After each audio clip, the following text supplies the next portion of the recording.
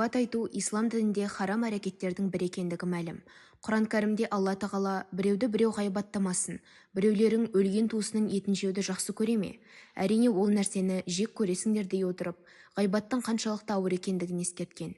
Ғалымдарымыздың айтуына қарағанда, ғайбатты тыңдаудың өзі күнә.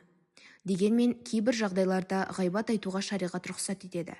Ислам ғұламалары хадис кітаптарындағы риуаяттарды назарға ала отырып, 6 жағдайда ғайбат айтуға рұқсат деген.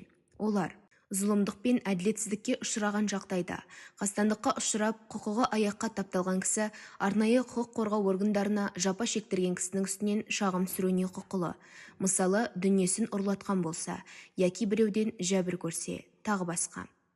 Жамандықтың, зияндықтың алдын алу мақсатында, әлдебір зиянның алдын алу үшін немесе туындаған залалды әрі қарай болдырмас үшін және оған себепкер болатын кісіні күнәлі істен тыйып, дұрыс бағытқа салу мақсатында ол нәрсеге тосқауыл болатын әлдекімге пәленше мына істі істеп жүр, оны тоқтатыңыз деген секілді артынан шағымданса, ол ғайбатқа жатпайды. Мақсат туындаған не туындайтын қандай да бір зиянды болдырмау.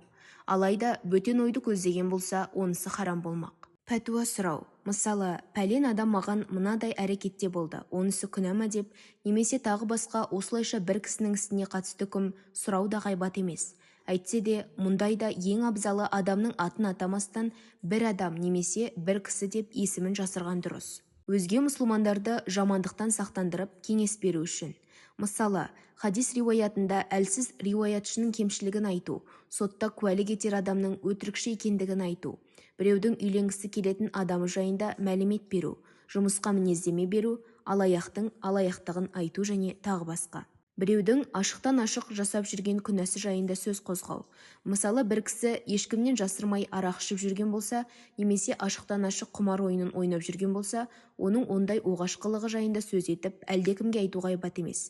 Алайда жасырын кемшіліктерін іздестіру немесе әлдебір жасырын күнәсін көріп қойып, ол жайында әңгімелеу күнә, харам. Әрине, жоғарыда сайып өткен жағдайлардың бірі себепті ол кемшілігін де айтуға мәжбүр болса, ол басқа. Лақап атымен танымал адамды лақабымен атау. Мысалы, тарихта Ағмаш есімді атақты хадис ғалым өткен. Ағмаш тілдік мағынада көзі нашар көретін адам дегенді білдіреді.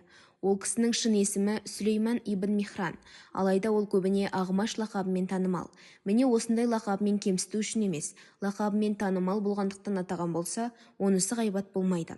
Алайда кемсіту үшін яки кекетіп мұқату үшін айтқан жағдайда харам. Міне, аталмыш 6 жерде ғайбат айтуға рұқсат етіледі. Бұған хадистер куә, әрі ғұламалардың көпшілігі бұған келіседі.